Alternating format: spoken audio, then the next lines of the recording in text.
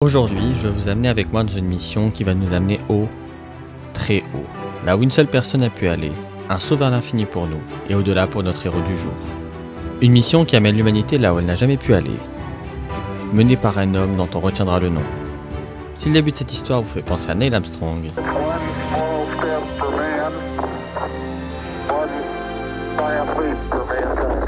c'est normal, on est dans le même type d'histoire. Celle qui s'affranchit des limites, qui repousse les barrières et laisse pour trace des marques indélébiles. Je veux donc vous amener dans les plus hautes altitudes du sport, dans les sphères qu'un seul homme peut dompter, dans des hauteurs qu'un seul athlète domine. Dans le sport, il existe une certitude, les records peuvent être battus, et ils vont être battus. Qu'ils semblent impossibles à atteindre, restent en place des décennies ou seulement quelques semaines, et même s'ils peuvent avoir le goût de la honte, les records sont faits pour être battus. Il est difficile de mesurer la portée d'un record du monde. La force de l'habitude nous a amené à banaliser l'exploit. Battre un record du monde, c'est se placer face à l'impossible. Se placer dans l'histoire comme la personne la plus performante de l'humanité dans son domaine. Et dans le sport moderne, un homme a décidé de banaliser l'exploit. Tenter de battre un record du monde, c'est un miracle qui vous place en panthéon de votre sport. Battre son propre record, c'est se placer face à soi-même. Défier ses propres limites et se placer tout en haut de son sport.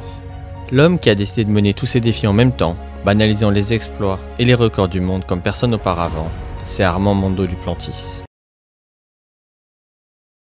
Armand Duplantis naît le 10 novembre 1999 à Lafayette en Louisiane. Il naît d'un père américain et d'une mère suédoise. Armand est né pour briller et sa discipline est toute trouvée. Fils d'un ancien perchiste professionnel, capable de passer des barres de 5,80 m, son père lui installe un terrain pour le saut à la perche dans son jardin dès ses 8 ans. Armand est programmé pour devenir le meilleur. Et c'est peu dire que le meilleur, il va le devenir, et très vite. Mais cette vidéo n'est pas une biographie. On ne va pas se contenter de faire défiler un palmarès et des accomplissements déjà longs comme le bras. Ici, on va parler d'une quête, celle qui différencie les meilleurs d'une époque des meilleurs de tous les temps. La mission qui lui inculque ses parents depuis l'enfance, c'est pas de gagner, c'est de marquer son époque. Le petit Armand ne cherche pas seulement à gagner, ça il l'a dans le sang. Ce que lui va chercher, comme les plus grands sportifs, c'est de se démarquer. Faire de lui et de ses performances des anomalies, briser les mythes et les limites, marquer l'histoire et écrire la sienne. Ce qui différencie Armand du reste, c'est son objectif. Armand est un chasseur de records, qui prend un malin plaisir à titiller l'impossible pour le rendre possible. Armand, c'est un condensé de talent, de travail, couplé à l'arrogance et l'insouciance du champion. Et c'est ce qui va compter pour atteindre ses objectifs. Comme je vous l'ai dit, cette vidéo c'est celle d'une quête, celle vers l'infinité, mais aussi une quête de l'espoir. Depuis quelques années, il existe un sentiment de fatalité face à ce qui fait l'essence même du sport, à savoir qui est le meilleur. Cette fatalité, elle se comprend à travers l'image des records du monde.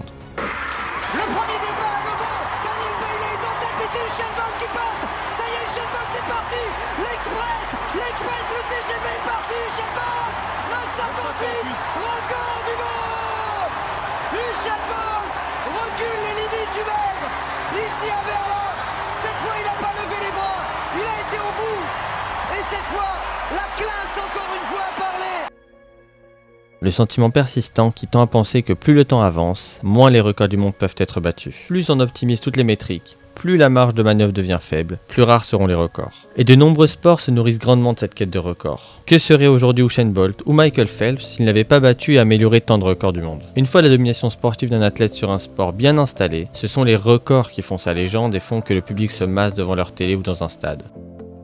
Et cette narrative, elle s'applique à tous les sports, même ceux qui n'ont pas de défi chronométrique. Cristiano Ronaldo et Lionel Messi, c'est avant tout des chasseurs de records, que ce soit des buts, des trophées ou les deux en même temps. Alors quand un talent générationnel comme Armand Duplantis commence la compétition, l'objectif devient vite de gravir les échelons de la perche mondiale. Pas celle des tournois, celle des records. Et c'est ici que notre histoire bascule. C'est ici qu'Armand devient Mondo. Petit aparté. Avant de plonger dans notre histoire, on va commencer à appeler Armand Mondo, et pour les plus curieux, c'est simplement le surnom que lui donnaient ses parents car il passait beaucoup de temps sur les terrains d'entraînement, des terrains de la marque Mondo. Oui, je sais, c'est un petit peu moins glamour dit comme ça. Pour comprendre les événements qui vont suivre, il faut brièvement que je vous explique comment fonctionne le saut à la perche. C'est vrai, c'est une épreuve un peu difficile à appréhender pour les non-initiés. Bon, déjà, il faut décomposer les différents éléments qui font l'épreuve. 50 mètres de course, une perche, un butoir, une barre placée à la hauteur souhaitée et un matelas pour réceptionner le perchiste. Très simple. La première partie de course, c'est la plus sous-cotée. 50 mètres, c'est une distance tout sauf anodine et elle permet de faire des écarts. Parce que oui, un perchiste doit courir vite. Très vite. Ensuite, il y a la perche. Et le choix de la perche, c'est tout sauf du hasard. Que ce soit la taille ou la résistance, celle-ci doit épouser au mieux les forces de l'athlète. Plus on monte haut, il y a plus de résistance et donc c'est comme un effet élastique, je dirais. plus on tire et plus il y a un retour plus important. Du coup, plus je la mets en tension et plus elle va me rejeter. La perche, si on veut, c'est un peu un condensé de tout ce qui fait l'athlétisme. La vitesse, le saut, la force, le vol et la technique. Tous ces éléments doivent être combinés et maîtrisés à la perfection. En fait, le saut à la perche, c'est pratiquement une combinaison de toutes les épreuves d'athlète. Et si un athlète a bien mesuré l'ampleur de la tâche, c'est Mondo. Maintenant que l'on y voit un peu plus clair sur ce qui fait de la perche un sport exceptionnel, revenons sur notre héros. Les records pour Mondo, c'est quelque chose qui le motive. Et c'est à travers ce désir de record qu'il vit sa passion. Et ça va venir très vite. Dès son enfance, il va écarter les records de toutes ses catégories d'âge, passant les étapes les unes après les autres et effaçant record junior après record junior. Il commence sa moisson chez les élites dès ses 18 ans. Alors qu'il s'avance au championnat d'Europe en tant qu'outsider, il va choquer le monde de l'athlétisme en réalisant des plus grandes performances d'un perchiste à l'époque. J'ai bien précisé à l'époque, parce que cette performance, Mondo va complètement la banaliser, voire la ridiculiser.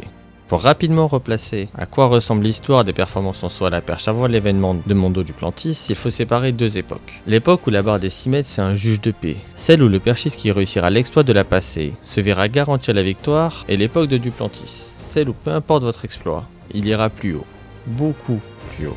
Et ce soir-là à Berlin, le russe Timur Mogournov en a fait la mère découverte, et il sera bientôt plus le seul. Son approche des 6 mètres, 5,95 Renaud, il faut le faire maintenant pour rejoindre Duplantis quasiment en tête du concours. C'est parti pour Renaud. Il est énorme, il l'a fait, il était quatrième. Duplantis qui s'attaque à 6 mètres, il n'a jamais passé cette barre. Il l'a fait à 18 ans. Armand Duplantis qui devient certainement le plus jeune, je pense, à passer 6 mètres. Bien sûr. Il est le 23e homme de l'histoire à le faire. C'est instauré au centre. Mogournov à 6 mètres. C'est historique. Mais ce concours est complètement dingue. Les deux plus jeunes à plus de 6 mètres, c'est complètement... Plus trop envie. Allez, 6 mètres 05. Armand Duplantis, rien ne l'arrête. Il a déjà battu son record avec 6 mètres. 6,05. C'est du délire. Il a 18 ans. 6,05, c'est le record en extérieur de Renaud. Regardez-le. Maintenant titré et reconnu comme le plus grand talent de la perche, voire de l'athlétisme mondial, Mondo peut vraiment lancer sa quête. On passe alors en 2020 et Mondo va décider de mettre un terme à la concurrence, de clore le débat du GOAT et d'installer des compétitions à deux vitesses. À partir de 2020, les compétitions de perche mondiale, c'est des athlètes qui se battent pour la deuxième place et Duplantis qui se bat contre l'histoire. Avant de passer à ce que l'on peut attendre de Mondo, je voudrais prendre un petit instant pour vous présenter les records du monde. Et oui, je dis les records du monde car il y en a deux. Le record du monde en salle et le record du monde en plein air. Les deux records du monde semblent imbattables, littéralement inatteignables. Le record du monde en salle est la propriété du français Renaud Lavillenie, véritable légende de la perche et recordman du monde avec ses 6,16 m réalisés à Donetsk en 2014. Ce record, il l'a récupéré des mains de Sergei Bubka, le GOAT de la perche. C'est simple, Bubka c'est le perchiste ultime, champion olympique et 6 fois champion du monde en 13 ans. Mais surtout Bubka, c'est le chasseur ultime de records. Lorsqu'il bat pour la première fois le record du monde, c'est en franchissant une barre de 5,85 m. Et la dernière fois qu'il l'a battu, c'est une barre de 6,14 m. Oui, il a amélioré son propre record de 31 cm. Complètement inhumain. Le record du monde en salle, c'est donc un record à 6,16 m. Et en plein air, à 6,14 m. Bon, c'est pas tout à fait exact, puisque depuis 2000, World Athletics a fait fusionner les deux records du monde, mais pour les perchistes et pour cette vidéo, il y a vraiment un monde en salle et un monde en plein air. Pour Mondo, l'objectif est simple, il veut les deux records. Et une fois qu'il aura les records, il voudra continuer à les battre. On se retrouve donc en salle, à Torun, le 8 février 2020. Et ce jour-là, Mondo a rendez-vous avec l'histoire. Enfin plutôt avec son histoire. Parce que Mondo, il a décidé d'effacer toute l'histoire de la perche. Cette histoire, elle mesure 6,17 m.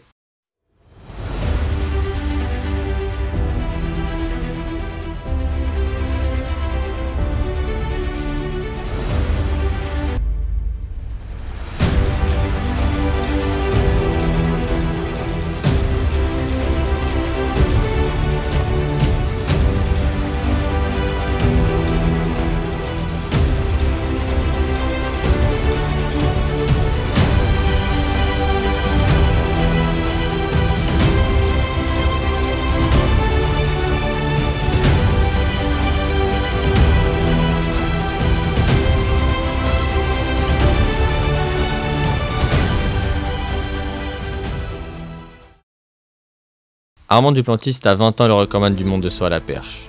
Tout est allé très vite pour lui. mais c'est loin d'être fini. Si pour le commun des mortels, réaliser ses rêves, c'est la quête d'une vie, pour Armand, c'est plutôt là où elle débute. Après avoir couru après ce record du monde, il se rue maintenant vers l'infini. Et même au-delà. Parce que Armand le sait, il peut aller beaucoup plus haut. Il veut marquer l'histoire d'autant plus fort. Alors il se donne pour mission de faire progresser ce record. Il faut comprendre que pour Mondo, battre plusieurs fois le record du monde, ça a un double intérêt. Sportif et économique. Économique déjà, car lorsqu'il bat un record du monde, l'organisation de l'événement lui verse une belle somme. Par exemple, il empoche 50 000 $ pour chaque record en Diamond League. Mais aussi, sportivement, c'est une belle motivation pour lui. Quand on est déjà le meilleur de tous les temps à 20 ans, il est difficile de trouver la motivation de perpétuer les efforts pour continuer à progresser. Et avec cette quête inépuisable du record du monde, Mondo trouve la motivation parfaite. Chacun des efforts qu'il fait, c'est pour aller plus haut, plus loin, et marquer encore plus l'histoire.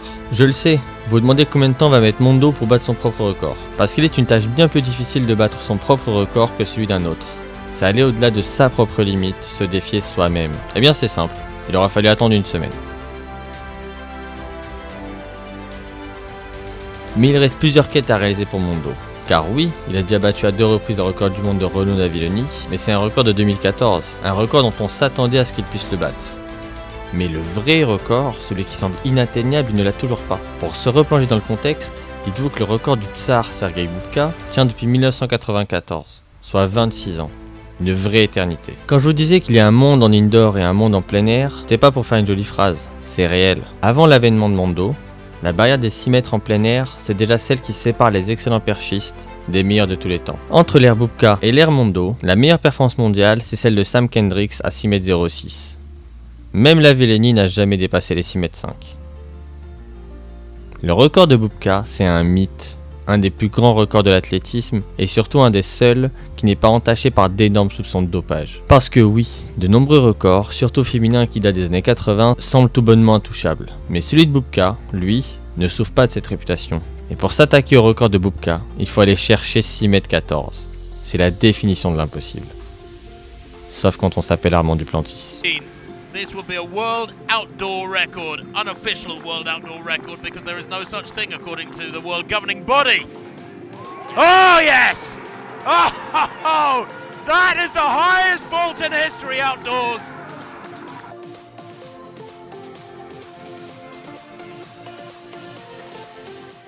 Et voilà, l'aboutissement d'un rêve. Mondo est désormais le record du monde incontesté du saut à la perche. Pour ne pas s'arrêter là et continuer à écrire en lettres d'or les livres d'histoire, Mondo va s'employer à grappiller centimètre par centimètre son record pour s'approcher d'une barre légendaire, la barre des 6 mètres 30. En fait non, cette barre n'est pas du tout mythique. C'est une barre qui n'existe même pas dans l'imaginaire des suiveurs d'athlétisme. Enfin, elle n'existait pas avant Mondo. C'est comme parler de la barre des 9 secondes en sprint, un rêve complètement illusoire. Avant qu'un talent générationnel vienne donner l'espoir que ce soit possible. Avant de terminer cette vidéo, il faut parler de la dernière quête qui manquait à Mondo, celle de battre son propre record du monde sur la plus grande scène du monde. Lorsque le nombre de téléspectateurs se compte en milliards et non plus en millions ou en milliers. Et quel meilleur endroit pour ça que Paris, dans la ville de ses ancêtres, pour garder à jamais l'image d'un génie qui n'a pas fini sa quête vers l'infinité. Toujours plus vite, toujours plus haut, toujours plus Mondo. La quête d'Armand Duplantis, c'est celle d'un jeune talent, devenu le visage de l'athlétisme mondial grâce à un travail acharné et une détermination sans faille, mais aussi celle vers l'infini. Centimètre par centimètre, meeting par meeting, Mondo Duplantis repousse les limites de l'impossible et banalise le sensationnel. Le premier athlète depuis Bolt a créé un sport à 2 vitesses et à faire se lever les foules dans l'attente d'une nouvelle prouesse de ce génie, d'un nouvel éclair dans le ciel, d'un nouveau record du monde. Merci d'avoir regardé cette vidéo, si elle vous a plu n'hésitez pas à vous abonner, et quant à moi je vous dis à la semaine prochaine.